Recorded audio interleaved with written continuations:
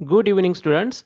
या व्हिडिओमध्ये आज आपण class 9th mathematics part 1 chapter first sets किंवा सेट्स थ्योरी या चॅप्टरचं बेसिक इंट्रोडक्शन आणि प्रॅक्टिस सेट 1.1 घेणार आहोत. तर या व्हिडिओमध्ये आपण काय कव्हर करणार आहोत?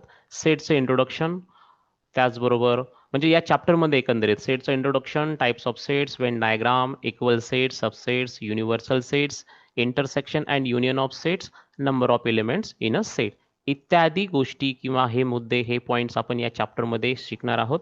पण या व्हिडिओमध्ये फक्त सेट्सचं इंट्रोडक्शन आणि प्रॅक्टिस सेट 1.1 हा चॅप्टर अगदी नवीन आहे नववीच्या विद्यार्थ्यांसाठी आणि नववीपासून तुम्हाला हायस्कूल सुरू झालं आहे. थोडीशी डिफिकल्टी लेवल वाढलेली आहे मॅथमॅटिक्सची.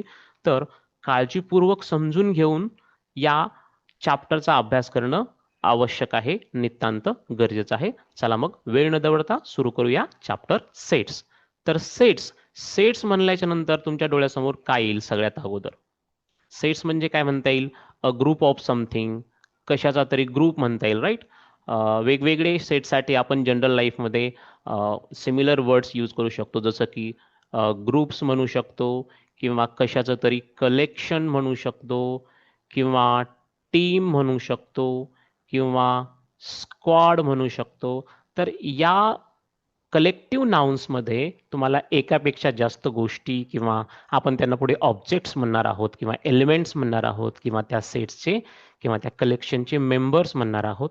तर या गोष्टीचा एकंदरीत संग्रह आपण जनरली त्याला सेट्स म्हणू शकतो.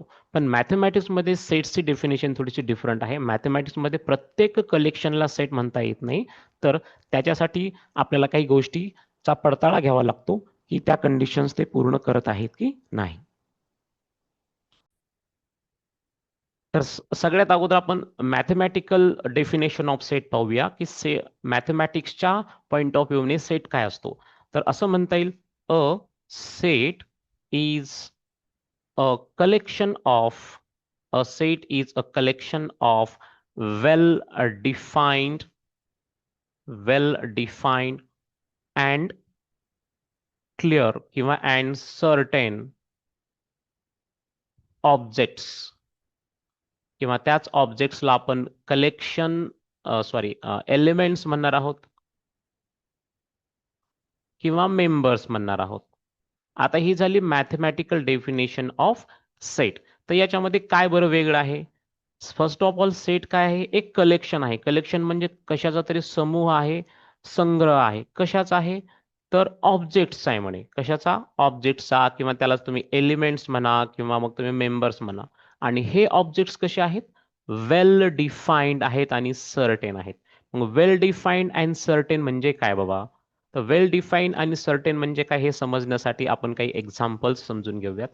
आपण काय करूयात, एखादा एक्झाम्पल घेऊयात की एक कलेक्शन आहे आणि त्याच्यामध्ये काय कोणते एलिमेंट्स आहेत, मग ते एलिमेंट्स सर्टेन आहेत की नाही हे आपण चेक करूया. फॉर एक्झाम्पल, मी एक एक्झाम्पल घेतो इथे की एक सेट घेऊया आपण किंवा कलेक्शन घेऊया. A collection of a collection of first first 10 whole numbers. Okay, आता हे कलेक्शन आहे. It is a collection. Okay, collection म्हणजे संग्रह आहे. आणि कशाचा कलेक्शन आहे हे? फर्स्ट 10 होल नंबर्स, ज्याच्यामध्ये फर्स्ट 10 होल नंबर्स आहेत. मग फर्स्ट 10 होल नंबर्स कोणते कोणते आहेत? तो 0 आहे, 1 2 3 4 5 6 7 8 अँड 9 हे फर्स्ट 10 होल नंबर्स आहेत. नॅचरल म्हटलं असतं तर 1 पासून 10 पर्यंत आले असते, बरोबर? चला, तर याच्याविषयी थोडंसं डिस्कस करूया आपण. तर हे जे कलेक्शन आहे हे वेल डिफाईन आहे का नाही? जसं डेफिनेशन मध्ये होतं वेल डिफाईन. मग वेल डिफाईन म्हणजे काय पाहूया आपण. वेल डिफाईन म्हणजे की अशा गोष्टी किंवा अशा अशा थिंग्स किंवा असे एलिमेंट्स जे की टाइम किंवा पर्सन किंवा प्लेस याच्यानुसार कधीच चेंज होत नाही. ते जशास तसे राहतात, ते सर्टेन राहतात. फॉर एक्झाम्पल आपण टाइम घेऊया. मग कोणी जर तुम्हाला म्हटलं की a collection of first 10 whole numbers, okay, तर तुमचा आन्सर सध्या सपोज हे आहे आणि उद्या जर हा प्रश्न विचारला किंवा 10 वर्षानंतर हा जरी प्रश्न विचारला तरी ते या क्वेश्चनचा आन्सर किंवा हे जे फ्रेज लिहिलाय आपण इथे, हे जे एक सेंटेन्स लिहिलेलं आहे, ह्या सेंटेन्सचा आन्सर हेच असणार आहे. A collection of first 10 whole numbers म्हणजे 0 पासून 9 पर्यंत. आणि कालपर्यंत सुद्धा हेच होतं. आजही आपण हेच आन्सर देतोय आणि उद्या देखील हेच आन्सर देऊया. म्हणजे त्रिकालबाधित सत्य आहे, हे युनिव्हर्सल ट्रूथ आहे. किंवा मग जॉनला विचारलं की first a collection of first 10 whole numbers मला पाहिजे, तर त्याच्यामध्ये कोणते एलिमेंट्स किंवा नंबर्स येतील, तर जॉन काय म्हणेल, हे 0 to 9 येतील. किंवा श्यामला विचारलं, श्यामचंही आन्सर तेच असेल. वैशालीला विचारलं, वैशालीचं आन्सर तेच असेल. म्हणजे या आन्सर बद्दल person to person opinion vary होणार नाही, मत चेंज होणार नाही, बदलणार नाही. तर प्रत्येक व्यक्तीचं मत हे सारखंच राहील. किंवा मग तुम्ही हाच क्वेश्चन इथे केला महाराष्ट्रामध्ये मराठीमध्ये की फर्स्ट 10 होल नंबर्स कोणते आहेत, तर त्याचा आन्सर हेच असेल. मे बी लँग्वेज चेंज होईल. हेच राजस्थानमध्ये विचारलं, हेच जर तुम्ही नेपाळमध्ये जाऊन विचारलं त्यांच्या भाषेमध्ये, किंवा इंग्लिशमध्ये विचारलं इंग्लंडला जाऊन, किंवा न्यूझीलंडमध्ये जाऊन विचारलं, किंवा ऑस्ट्रेलियामध्ये जाऊन विचारलं इंग्लिशमध्ये, तर लँग्वेज चेंज होईल पण या क्वेश्चनचा आन्सर हेच येणार आहे प्रत्येक ठिकाणी. म्हणजे प्लेस टू प्लेस सुद्धा हे आन्सर व्हॅरी होणार नाही. म्हणजे याच्यामध्ये जे एलिमेंट्स आलेले आहेत, ऑब्जेक्ट्स आलेले आहेत, ते कसे आहेत, वेल डिफाईन्ड आहेत. कारण ते वेळेनुसार बदलत नाहीयेत. ते पर्सन टू पर्सन जर ओपिनियन घेतला आपण, तर त्या प्रत्येकाचा आन्सर सारखं येते. म्हणजे पर्सन टू पर्सन व्हॅरी नाही होत आहेत, बदलत नाहीयेत. आणि कोणत्याही ठिकाणी जाऊन जरी विचारलं तरी त्याचं आन्सर हे सेमच आहे. त्याच्यामधले एलिमेंट्स चेंज होत नाहीत. मग एखाद्या कलेक्शन मधले एलिमेंट्स जर टाइम, पर्सन आणि प्लेसनुसार व्हॅरी होत नसतील, बदलत नसतील, चेंज होत नसतील, ते निश्चित तेच राहत असतील, तर अशा एलिमेंट्सला आपण काय म्हणतो, well defined elements. A collection of well defined elements असं जे बोललेलं आपण आपल्या डेफिनेशन मध्ये सेटच्या, तर हे वेल डिफाईन म्हणजे अशा प्रकारे टाइम, पर्सन आणि प्लेसनुसार जे एलिमेंट्स चेंज होत नाही ते असतात वेल डिफाईन्ड. आणि अशा वेल डिफाईन्ड एलिमेंट्सचं कलेक्शन म्हणजेच मॅथमॅटिकली असतं सेट. आता पाहूया आपण सेट कोणते कोणते आहेत, कोणते असतील आणि कोणते असतील आणि कोणते नसतील. आता या ठिकाणी काही एक्झाम्पल्स दिलेले आहेत. Some pictures are given below. It contains the group of things you know. तुम्हाला माहिती असलेल्या काही गोष्टींचा इथे संचय दिलेला आहे. तर जसं की फ्लावर्सचा बुके असतो, राईट.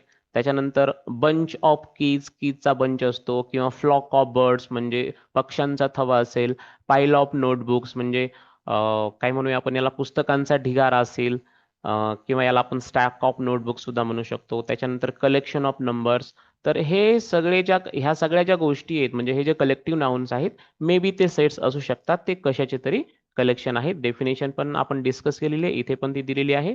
आता आपण खाली पाहूयात की see the examples given below and decide whether it is a set or not. म्हणजे खाली काही कलेक्शनचे एक्झाम्पल्स दिलेले आहेत. मॅथमॅटिकली किंवा आपल्या डेफिनेशन नुसार ते मॅथमॅटिक्समध्ये सेट्स होतील की नाही हे आपल्याला चेक करायचं आहे. फॉर एक्झाम्पल फर्स्ट पाहिजे इथे दिलेले, फर्स्ट डेज ऑफ वीक म्हणजे आठवड्यातील दिवस. आता आठवड्यातील दिवस जे आहेत ते संडे पासून स्टार्ट होतील सॅटर्डे पर्यंत, किंवा मंडे टू संडे 7 असतात.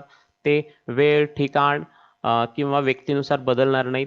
तर याला म्हणू शकतो आपण it is this collection is an example of a set or it is a set. त्याच्यानंतर मंथ्स इन अ इयर, एका वर्षातले. फॉर एक्झाम्पल आपण काय करूया, ख्रिश्चन इयर किंवा इंग्लिश वर्षामधले महिने घेऊया, जानेवारी टू डिसेंबर. हे सुद्धा बदलणार नाहीयेत according to time, person or place. त्याच्यामुळे हे सुद्धा एक्झाम्पल जे आहे किंवा हे जे कलेक्शन आहे ते मॅथमॅटिकली सेट आहे असं आपण म्हणू शकतो according to the definition we have already seen. त्याच्यानंतर brave children in a class, एका क्लासमधील ब्रेव चिल्ड्रन. ब्रेव हा ऍडजेक्टिव्ह लक्षात घ्या मुलांनो. ब्रेव म्हणजे शूर. आता एका वर्गातील शूर विद्यार्थ्यांचं जे कलेक्शन आहे ते मॅथमॅटिकली सेट होऊ शकतं का, हे आपल्याला पाहायचंय. आता ब्रेव हे एका ए माणसाने जर त्या चिल्ड्रनच्या ग्रुपला ब्रेव चिल्ड्रन असं म्हटलं, तर जरूर नाही की बी नावाचा पर्सन सुद्धा त्याच ग्रुपला किंवा त्याच कलेक्शनला किंवा त्याच्यामधील प्रत्येक चिल्ड्रनला ब्रेव म्हणेलच सांगता येत नाही. म्हणजे पर्सन टू पर्सन त्या ग्रुपमधील चिल्ड्रन विषयी ब्रेव असण्याबद्दलचं मत हे बदलू शकतं. ए ला वाटू शकतं ते ब्रेव आहेत, बी ला वाटू शकतं ब्रेव नाही आहेत, सी ला वाटू शकतं काही जण ब्रेव आहेत काही जण ब्रेव नाही आहेत. म्हणजे person to person opinion vary होत आहे. त्याच्यानुसार टाईमनुसार सपोज आज ते शूर आहेत, आज ते ब्रेव आहेत, पण उद्या ते वीक पण होऊ शकतात. म्हणजे टाइम टू टाइम त्या एलिमेंट विषयी ओपिनियन चेंज होत आहे. किंवा सपोज हे आफ्रिकेमधले स्टुडंट्स आहेत, आफ्रिकेमध्ये आपल्याला माहिती आहे की थोडेसे काही देशांमध्ये म्हणजे प्युरिटी जास्त असल्यामुळे काही वीक चिल्ड्रन असतात. तर तिथले हे जर ब्रेव असतील आफ्रिकेमधले, तर जरुरी नाही की हे इंडियामधले ब्रेव असतील. इंडियामध्ये थोडे अकॉर्डिंग टू कंपॅरिझन म्हणजे कंपॅरिझन केलं इंडिया आणि आफ्रिका खंडातील काही देशांचं, तर आपल्याकडे स्ट्रॉंगर चिल्ड्रन मिळतील किंवा पर्सन्स मिळतील. म्हणजे ठिकाण बदललं तर त्यांच्याविषयी ब्रेव या शब्दामुळे सगळा घोळ होतोय. म्हणजे हे ऍडजेक्टिव्ह आहे. ऍडजेक्टिव्ह आलं की समजायचं मॅथमॅटिकली ते एक्झाम्पल सेटचं नाहीये, कारण ते ऍडजेक्टिव्ह जे आहे ते टाइम, पर्सन आणि प्लेसनुसार बदलू शकतं त्याच्याविषयी मत. त्याच्यामुळे हे सेटचं एक्झाम्पल नाहीये मित्रांनो. चौथं एक्झाम्पल पाहूया. फर्स्ट 10 काउंटिंग नंबर्स, पहिले 10 काउंटिंग नंबर्स 1 पासनं 10 पर्यंत आहेत, याच्याविषयी कोणाचंही मत बदलणार नाही, कधीच बदलणार नाही, कोणत्याही ठिकाणी बदलणार नाही. त्याच्यामुळे हे एक्झाम्पल सेटचं आहे. Then strong forts of Maharashtra, महाराष्ट्रातील एकदम मजबूत असे किल्ले. आता स्ट्रॉंग हे ऍडजेक्टिव्ह आहे, हे ट्रिक लक्षात ठेवा. ऍडजेक्टिव्ह आले की तो सेट नसतो मॅथमॅटिकली, ते जस्ट कलेक्शन असतं. Planets in our solar system, आपल्या सोलार सिस्टीम मधले प्लॅनेट्स हे सुद्धा सेटचं एक्झाम्पल आहे. अशा प्रकारे कोणतं एक्झाम्पल सेटचं आहे आणि कोणतं नाही आपण पाहिलं. त्याच्यानंतर सेटमध्ये महत्वाची गोष्ट इथे एक्झाम्पल दिलेलं आहे. We can definitely and clearly decide the objects of the given collection, then that collection is called set. आपण जी डेफिनेशन पाहिली थोडीशी वेगळ्या शब्दांमध्ये सांगितलेली आहे इथे. आता सेट लिहायचा कसा हे आपल्याला इथे पाहायचं आहे. तर मॅथमॅटिकली सेट जर असेल, फॉर एक्झाम्पल एक सेट घेऊया आपण, अ set of first 10 counting numbers, आणि मी त्याला एम या अक्षराने डिनोट करतोय. म्हणजे पहिली गोष्ट काय समजून घ्यायची आपल्याला की generally the name of the set is given using capital letters, that is A to Z पर्यंत कोणतंही नाव आपण एखाद्या सेटला देऊ शकतो. तर मी ते एम हे कॅपिटल लेटर यूज केलेलं आहे. मी आता एक सेट लिहिणार आहे, set of first 5 counting numbers घेऊया आपण. त्याच्यानंतर काय करायचं आपल्याला, इक्वॅलिटीचं साईन म्हणजे बरोबरचं चिन्ह द्यायचंय सेटच्या नावाच्या नंतर, आणि त्यानंतर ओपनिंग कर्ली ब्रॅकेट, उघडणारा महिरपी कंस, आणि त्याच्यामध्ये जे आपण ज्या सेट विषयी बोलतोय, ज्या कलेक्शन विषयी बोलतोय त्याच्यामधले एलिमेंट्स किंवा फर्स्ट 5 काउंटिंग नंबर्स मी घेतोय इथे 1 2 3 4 5. ठीक आहे. आता हे लिहायचेत कसे हे तुम्ही समजून घ्या. फर्स्ट ऑफ ऑल सेटमध्ये एक कंडिशन दिलेली असेल, जसं मी कंडिशनमध्ये सांगितलं की फर्स्ट 5 काउंटिंग नंबर्स आहेत, तर सेटला नाव द्यायचे कॅपिटल लेटरनी. दुसरी गोष्ट इक्वॅलिटी असाईनने दाखवायचं आहे, नंतर ओपनिंग कर्ली ब्रॅकेट लिहायचंय, आणि त्या सेटमधले जे एलिमेंट्स असतील ते एलिमेंट्स लिहायचे अशा प्रकारे. ठीक आहे. आणि हे एलिमेंट्स प्रत्येक एलिमेंट याच्यामधला कॉमाने डिस्टिंग्विश करायचा, म्हणजे वेगळा करायचा, कॉमा देऊन वेगवेगळा लिहायचा. हा पुढचा नियम, तिसरा नियम. त्याच्या पुढचा नियम आहे, सपोज एखादा एलिमेंट जर पुन्हा पुन्हा येत असेल, 2 वेळेस येत असेल, 3 वेळेस येत असेल एखाद्या सेटमध्ये, तर तो लिहिते वेळेस एकाच वेळेस लिहायचा आहे. खूप महत्वाचा रूल आहे. बऱ्याच जणांना हा रूल जर माहिती नसेल, तर ते एखादा एलिमेंट जर फ्रिक्वेंटली येत असेल तर तो फ्रिक्वेंटली लिहितील. आपल्याला फ्रिक्वेंटली लिहायचा नाही, तो फक्त एकदा आणि एकदाच लिहायला पाहिजे, असा रूल सांगतो सेट लिहिण्याचा. आणि लास्टचा किंवा आपण असं म्हणूया त्याच्या पुढचा रूल असा आहे की हा जो सिक्वेन्स लिहिलाय ना मी 1 2 3 4 5, हा सिक्वेन्स मॅटर करत नाही. तुम्ही कोणत्याही सिक्वेन्सने सेटमधील एलिमेंट लिहू शकता. अँड लास्टली सेटचं जे टर्मिनेशन आहे किंवा शेवट आहे ते क्लोजिंग कर्ली ब्रॅकेटने आपल्याला करायचं आहे. तर अशा प्रकारे आपण एखादा सेट लिहू शकतो. ठीक आहे. तर सेट लिहिण्यासाठी तुम्ही कॅपिटल लेटरचा यूज करणार आहात, आणि जर एलिमेंट्स लेटर्स असतील त्याच्यामधले, तर जनरली त्याच्यामधले जे एलिमेंट्स असतात ते स्मॉल लेटरनी आपल्याला शो करायचे असतात. पण नेहमीच हे नेहमी असंच असतं असं नाही, हे जनरली सांगितलेलं आहे. जनरली असं असतं, नंतर ते सिच्युएशन टू सिच्युएशन ती गोष्ट चेंज होऊ शकते. ओके. आता तुम्हाला म्हणायचं सपोज की इथे एम हा सेट मी घेतलेला आहे, राईट, आणि एम सेटमध्ये 1 to 5 एलिमेंट्स आहेत. मला असं म्हणायचे की 2 हा या सेटचा एलिमेंट आहे. एम या सेटचा एलिमेंट कोणता आहे? 2 आहे. तर ते मी कसं दाखवणार? ते मी असं दाखवणार, 2 आणि हे साइन आणि सेटचं नाव. त्याचा अर्थ काय झाला की 2 is an element of set M, किंवा याला तुम्ही म्हणू शकता 2 बिलॉंग्स टू सेट यम. ठीक आहे, म्हणजे आपण सांगतोय की एखादा एलिमेंट एखाद्या सेटचा आहे, तर त्याला आपण अशा प्रकारे सिम्बॉलिकली डिनोट करणार आहोत. आणि एखादा एलिमेंट एखाद्या सेटचा नाहीये, फॉर एक्झाम्पल 10 हा एलिमेंट तुम्हाला सेट एम मध्ये नाही दिसत आहे, राईट, या सेटमध्ये नाहीये 10 हा एलिमेंट. मग तुम्हाला हे सांगायचं की 10 हा सेट एम चा एलिमेंट नाहीये. सो तुम्हाला ते असं दाखवावं लागेल, 10 does not belong to set M. Okay, 10 does not belong to set M. हे does not belong to चं साइन आहे, सेटचं नाव नंतर लिहायचं, एलिमेंट अगोदर लिहायचा. किंवा तुम्ही याला असंही म्हणू शकता की 10 is not an element of set M. ठीक आहे, तर अशा प्रकारे एखादा एलिमेंट एखाद्या सेटचा आहे की नाही, अशा प्रकारे आपण सिम्बॉलिकली सेट थ्योरीमध्ये डिनोट करू शकतो. त्याच्यानंतर आता काही काही लेटर्स आहेत जे की काही नंबर्सच्या सेटसाठी फिक्स दिलेले आहेत. जनरली, अगेन जनरली म्हणतोय मी, हे काय फिक्स नाहीये, पण जनरली जर नॅचरल नंबरचा सेट असेल तर त्याला n हे लेटर दिलेलं आहे, आणि नॅचरल नंबरचा सेट आपण अशा प्रकारे लिहितो 1 2 3 comma dot dot dot dot, आणि शेवटी कोणता नंबर आहे किंवा कोणता एलिमेंट आहे आपल्याला माहिती नसतो. So generally it is a set of natural numbers which are infinite. Whole नंबरसाठी आपण W या लेटरचा यूज करू शकतो, आणि होल नंबरचा सेट तुम्ही अशा प्रकारे दाखवू शकता, is a set of whole numbers. इंटिजरसाठी तुम्ही I या लेटरचा यूज करणार आहात जनरली, आणि अशा प्रकारे डॉट डॉट म्हणजे निगेटिव्ह नंबर सुद्धा इनफायनाईट आहेत आणि पॉझिटिव्ह नंबर सुद्धा इनफायनाईट आहेत. त्याच्यामुळे दोन्ही बाजूने तुम्हाला डॉट्स दिसत असतील तर हा इंटिजरचा सेट आहे, जनरली आय या लेटरने डिनोट केला जातो. क्यू हा जो सेट आहे, क्यू हा सेट रॅशनल नंबरच्या सेटसाठी क्यू हे लेटर यूज केलं जातं. तर रॅशनल नंबरचा सेट आपण ह्या पद्धतीने लिहू शकत नाही, तर पुढे आपल्याला पद्धती पाहायच्यात सेट लिहिण्याच्या, त्याच्यामध्ये मी तुम्हाला दाखवेल.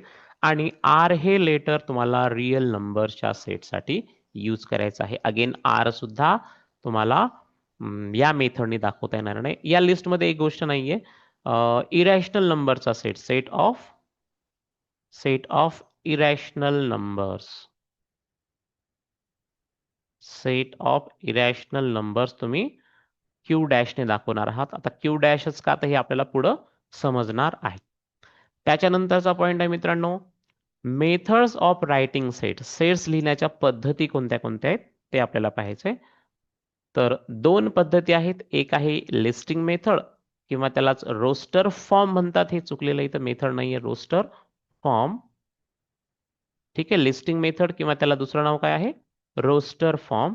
आणि दुसरी मेथड आहे रूल मेथड किंवा set builder form, rule method और सेट बिल्डर फॉर्म. एखादा सेट तुम्ही कदाचित दोन्हीही पद्धतीने लिहू शकता, किंवा एखादा सेट एकाच पद्धतीने लिहिता येईल. ठीक आहे, व्हॅरी करेल की तो सेट कोणता आहे त्याच्यावर डिपेंड असेल ते.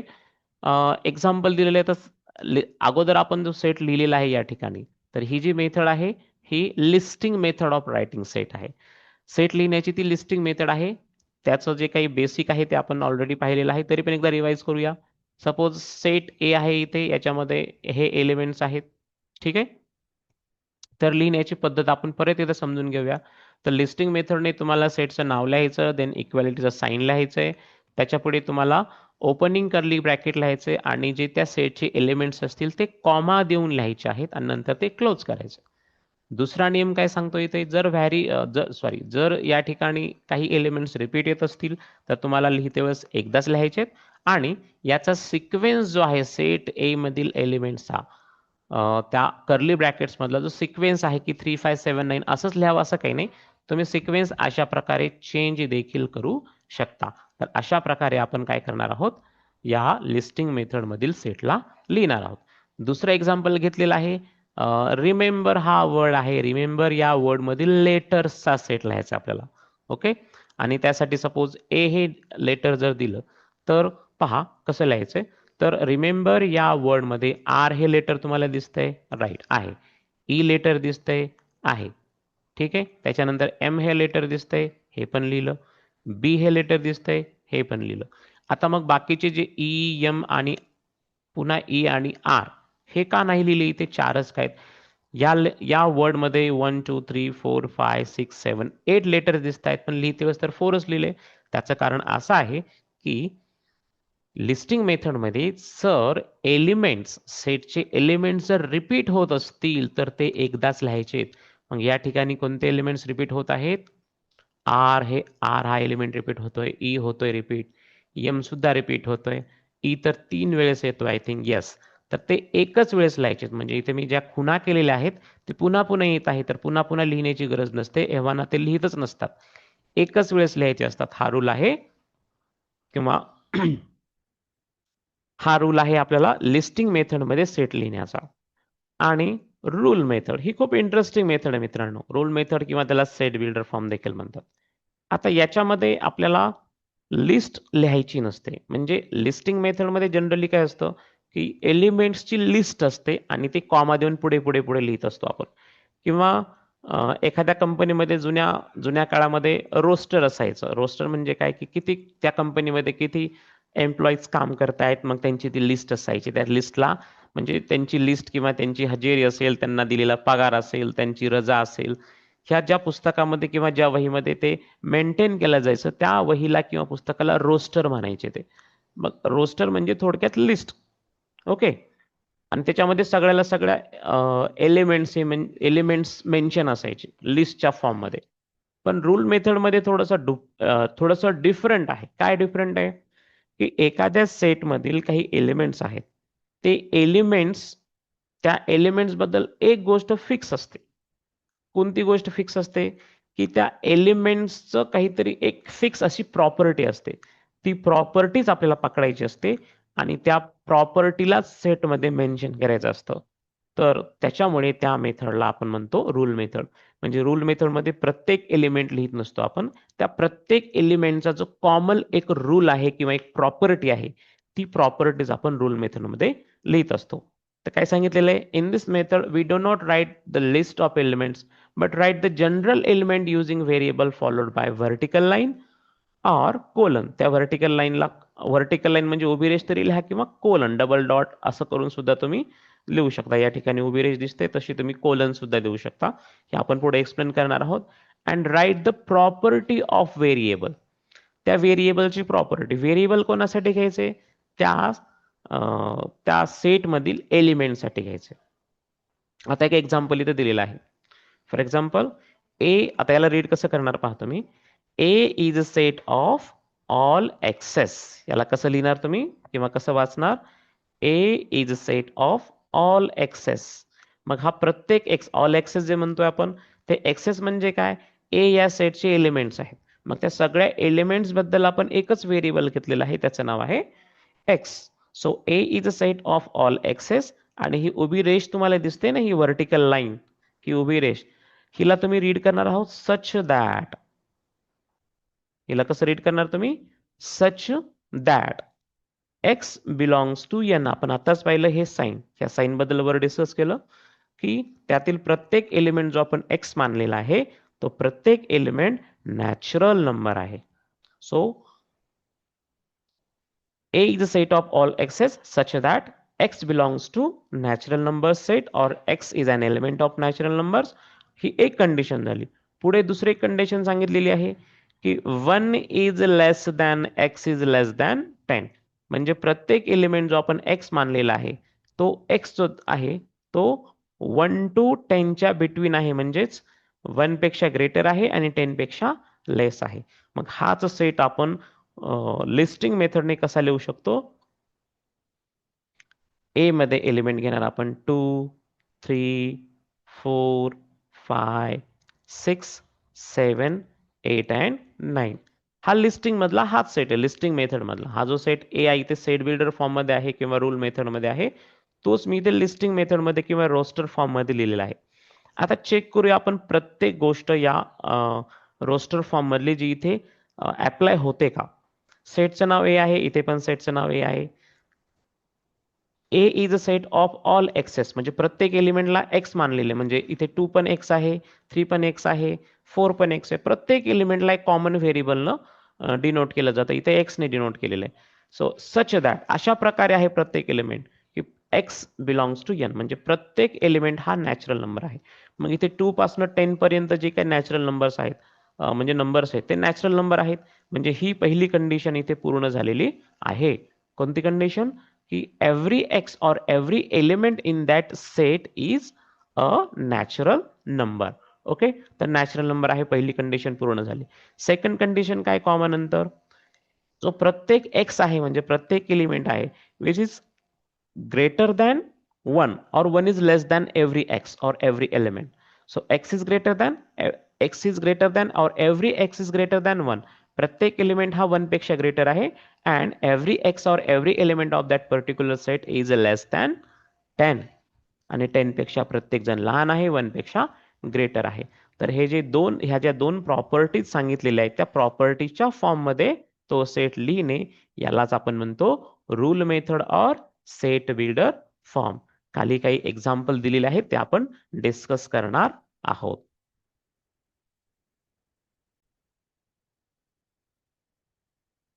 आता खाली काही एक्झाम्पल दिलेत मित्रांनो, जसं की रूल मेथड मध्ये काही सेट्स आहेत आणि लिस्टिंग मेथड मध्ये काही सेट्स आहेत.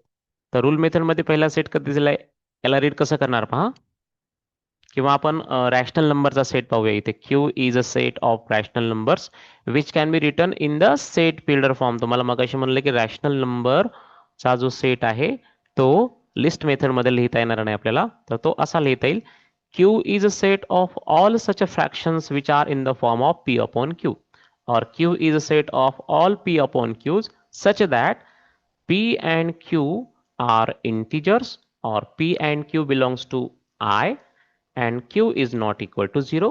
ही तर स्पष्ट डेफिनेशन आहे रॅशनल नंबरची. ठीक आहे. आपल्याला इरॅशनल नंबरचा सेट सुद्धा या मेथडनं लिहिता येईल, तर मी ते इथे लिहितो. कसा लिहिता येईल मला पहा. Q dash is a set of all x's such that x is a rational number, real number, but x does not belong to or x is not uh, a rational number. आपल्याला irrational नंबरचा set अशा प्रकारे लिहिता येईल. Irrational नंबरच्या सेटसाठी तुम्ही Q dash लिहू शकता. जर क्यू रॅशनल नंबरचा सेट असेल तर याचा अर्थ काय झाला, असा प्रत्येक element x, Q dash is a set of all x's such that प्रत्येक नंबर म्हणजे एलिमेंट म्हणजे तो कोणता नंबर असेल, हो रिअल नंबर असेल परंतु तो रॅशनल नसेल, अशा प्रत्येक एलिमेंटला आपण इरॅशनल नंबर म्हणतो. तर इरॅशनल नंबरला सुद्धा आपण सेट बिल्डर फॉर्म मध्ये अशा प्रकारे लिहू शकतो. या ठिकाणी आणखी काही एक्झाम्पल्स दिलेले, जसं की A is a set of all x's such that x is a letter in the word division. Okay, rule method मध्ये लिहिला आहे. आणि हाच सेट इकडे लिस्टिंग मेथड मध्ये लिहिला आहे. पहा, लिस्टिंग मेथड मध्ये डिव्हिजन हा वर्ड तुम्ही कन्सिडर करा. याच्यामध्ये डी आहे, आय आहे, व्ही आहे, आय डबल आलेला आहे परंतु इथे आय एकच वेळेस घेतलेला असेल. इनफॅक्ट 3 वेळेस आलेला आहे. ठीक आहे, ते आय इथे एकच वेळेस आलेला आहे आणि बाकी सगळे लेटर्स आय थिंक एक वेळेस आलेले आहेत. तर प्रत्येक लेटर घेतलेला आहे, कॉमन डिस्टिंग्विश केलेला आहे आणि रिपीट येणारे लेटर्स मात्र एकदाच घेतलेले आहेत. त्याच्यानंतर पुढचा सेट पहा तुम्ही. पुढच्या सेटमध्ये काय दिलेलं आहे की बी इज होल्ड ऑन सेकंड. हा, B is a set of all y such that y is a number such that y square is equal to 9. B हा अशा y एलिमेंटचा सेट आहे की ज्याच्यामधील प्रत्येक y हा अशा प्रकारे y इज अ नंबर, असा नंबर आहे y की त्याचा स्क्वेअर 9 होतो. म्हणजे y हा एलिमेंट आहे त्याच्यामध्ये आणि त्या y चा स्क्वेअर 9 होतो. मग y चा स्क्वेअर म्हणजे कोणत्या कोणत्या नंबरचे स्क्वेअर हे 9 होतात, तर ऑफकोर्स ते पॉझिटिव्ह आणि निगेटिव्ह 3 यांचे स्क्वेअर्स हे पॉझिटिव्ह 9 होतात. म्हणून एलिमेंट्स कोणते आले या सेटमध्ये, प्लस ऑर मायनस, और plus 3 and minus 3, that is positive and negative 3. Then C is a set of all z's such that z is a multiple of phi and is less than 30. Okay, तो multiple आहे phi चा. C मध्ये असे elements आहेत Z, म्हणजे असे numbers आहेत which are multiple of 5, ते 5च्या पटीतील आहेत अँड लेस दॅन 30 आहेत. मग 5च्या पटीमध्ये आणि 30 पेक्षा लहान असलेले कोणते आहेत, तर ते 5, 10, 15, 20 अँड 25 अशा प्रकारे हे एलिमेंट्स दिलेले आहेत. तर या ठिकाणी आता आपल्याला एक ऍक्टिव्हिटी दिलेली आहे, ती ऍक्टिव्हिटी आपण ट्राय करूया कम्प्लीट करण्याची. तुम्हाला मग एका मेथड मधला सेट दुसऱ्या मेथड मध्ये सहज लिहिता येईल. Okay, so let's do that. हे तर तुम्हाला दिलेलंच आहे ऑलरेडी. दुसरं आपण चेक करूया. इथे रूल मेथडमध्ये सेट दिलेला आहे. B is a set of all x's such that x is a perfect square number. हा परफेक्ट स्क्वेअर नंबर आहे आणि कशामधला? Between 1 to 20. बिटवीन शब्द आलेला म्हणून 1 घेणार नाही आपण. तर सेटचं नाव आहे बी. हा, 1 परफेक्ट स्क्वेअर नंबर आहे, पण बिटवीन शब्द आल्यामुळे शेवटचे घ्यायचे नसतात. तर 1च्या नंतर परफेक्ट स्क्वेअर आहे 4, त्याच्यानंतर आहे 9, देन 16, देन 25 आहे, परंतु 25 एक्सीड करतोय 20ला, म्हणजे कंडिशन मध्ये बसत नाही. त्याच्यामुळे आपण एवढेच घेणार, 4, 9 अँड 16. तर हे एलिमेंट्स या सेटमध्ये असतील. अशा प्रकारे लिस्ट मेथडमध्ये तो सेट लिहिता येईल. त्याच्यानंतर सी. सी मध्ये काय दिसतंय तुम्हाला? AEIOU. तर हे काय आहेत AEIOU? तर हे आहेत वॉवेल्स. इंग्लिश अल्फाबेट मधले काय आहेत? वॉवेल्स आहेत. तर याला रूल मेथड मध्ये कसं लिहिता येईल आपल्याला? C is a set of all M's. M घेतो मी. ऑल एम्स सच दॅट, म्हणजे इथे लेटर आपण कोणते घेऊ शकतो? नेहमी एक्स किंवा वाय किंवा झेडच घ्यावा असं काही नाही. एनी स्मॉल लेटर घेऊ शकतो as a variable. For that, that variable represent every element of that particular set. So C is a set of all m's such that m is an vowel किंवा a vowel in English alphabet. तर हा rule आपण सांगितला, म्हणजे rule मेथडमध्ये हा set आपण अशा प्रकारे लिहू शकतो. त्याच्यानंतर डी या सेटकडे लक्ष द्या. D is a set of all Y such that Y is a colour in rainbow. तर रेनबो मधले कलर्स कोणते तुम्हाला इथे लिहायचे? ते 7 कलर्स जे आहेत ते कलर्स तुम्हाला इथे लिहावे लागतील. इथे बसणार नाहीत. वॉयलेट आहे, त्याच्यानंतर ब्ल्यू आहे, रेड आहे, हे सगळे तुम्हाला कलर, येल्लो आहे, हे इकडे 7 कलर्स या ठिकाणी तुम्हाला लिहायचे आहेत. Then P is a set of all x's such that x is an integer and सेटचं नाव अगोदर लिहितो मी, P आहे. लिस्टिंग मेथड मध्ये लिहायचं, सेट बिल्डर फॉर्म मध्ये दिलेले. Okay, so P is a set of all x's or all x's such that x is an integer. हे इंटीजर आहेत. ओके, आणि ते कसे आहेत? Greater than -3 and less than 3 आहेत. मग इंटीजर्स कोणते कोणते आहेत असे? ग्रेटर दॅन -3, -2 आहे, -1 आहे, 0 आहे, 1 आहे, 2 आहे. 3 घ्यायचं नाही आपल्याला, कारण पुढची कंडिशन काय म्हणते? लेस दॅन 3 आहेत. अँड लास्टली सेट एम, जो आपल्याला सेट बिल्डर फॉर्म मध्ये लिहायचा आहे. सो एम आपण असं लिहूया, M is a set of all x's such that x. X काय आहे पाहूया आपण. आता ह्या याच्यामधील एलिमेंट्स काय आहेत आणि त्यांच्यामध्ये कॉमन असलेली प्रॉपर्टी कोणती आणि इनफायनाईट आहे ते लक्षात घ्या. 1 हा 1चा क्यूब आहे. त्याच्यानंतर 2चा क्यूब 3 आहे. म्हणजे नॅचरल नंबर्सचे क्यूब्स तुम्हाला दिसतात इथे, बरोबर आहे? नॅचरल नंबर्सचे क्यूब्स तुम्हाला इथे दिसत आहेत. सो सिम्बॉलिकली आपल्याला असं लिहू शकतो.